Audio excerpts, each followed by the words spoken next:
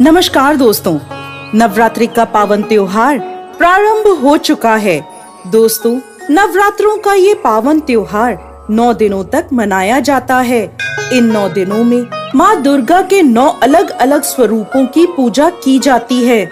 नवरात्रि के पहले दिन माँ दुर्गा के शैलपुत्री स्वरूप की पूजा की जाती है।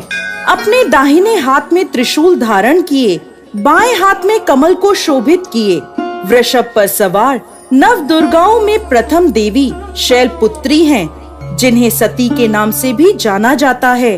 माता शैलपुत्री की कथा के अनुसार एक बार प्रजापति दक्ष ने एक बहुत बड़े यज्ञ का आयोजन किया। इस यज्ञ में उन्होंने सभी देवताओं को अपना अपना योग्य भाग प्राप्त करने के लिए आमंत्रित किया, परंतु उन्होंने भोलेनाथ को निमंत्रण नहीं भेजा। जब माता सती को यह ज्ञात हुआ कि उनके पिता एक अत्यंत विशाल यज्ञ का अनुष्ठान कर रहे हैं, तब उनका मन वहां जाने के लिए बेचैन हुआ। उन्होंने भोलेनाथ को अपने मन की सारी व्यथा बताई। भोलेनाथ बोले, देवी, प्रजापति दक्ष शायद हमसे किसी बात पर रुष्ट हैं, इसलिए उन्होंने सभी देवताओं को अपना अपना यज्ञ भार समर्पित किया है, परंतु उन्होंने हमें नहीं बुलाया, ना ही हमें कोई सूचना भेजी, इसलिए आपका वहां जाना उचित नहीं होगा। भोलेनाथ की यह बात सुनकर माता सती का मन शांत नहीं हुआ। पिता के द्वारा किए गए यज्ञ में सम्मिलित होने और अपनी माता और बहनों से मिलने की उनकी इच्छा और प्रबल होती जा रही थी। माता के आग्रह करने पर भोलेनाथ ने माता सती को वहां जाने की आज्ञा दे दी। पिता के घर जाकर माता सती ने देखा कि कोई भी उनसे प्रेम और आदर पूर्वक बात नहीं कर रहा। केवल उनकी माता ने उन्हें स्नेह से गले लगाया। बहनों की बातों में व्यंग और उपहास था। अपने परिजनों के इस व्यवहार से माता सती के मन को बहुत दुख पहुंचा। ये सब देखकर उनका हृदय शोक, ग्लानि और क्रोध से संतप्त हो उठा।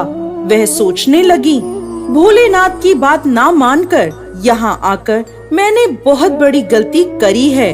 वह अपने पति के इस अपमान को सहन ना कर सकी और उन्होंने अपने उस स्वरूप को वहीं योगाग्नि से जलाकर भस्म कर दिया। इस दुखद घटना को सुनकर भोलेनाथ ने क्रोध में आकर अपने गणों को भेजकर दक्ष के उस यज्ञ का पूर्णतः विध्वंस करवा दिया। सती ने योगाग्नि द्वारा अपने शरीर को भस्म कर अगले जन्म में शैलराज हिमालय की पुत्री के रूप में जन्म लिया।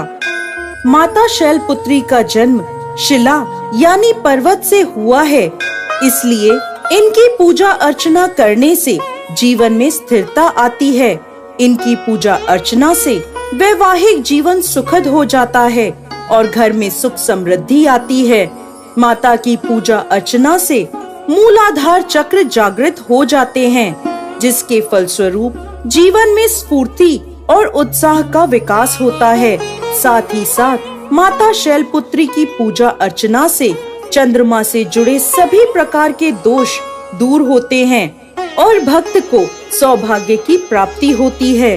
दोस्तों, नवरात्रि के प्रथम दिन माता शैलपुत्री की पूजा सफेद रंग के विशेष पुष्पों से करें।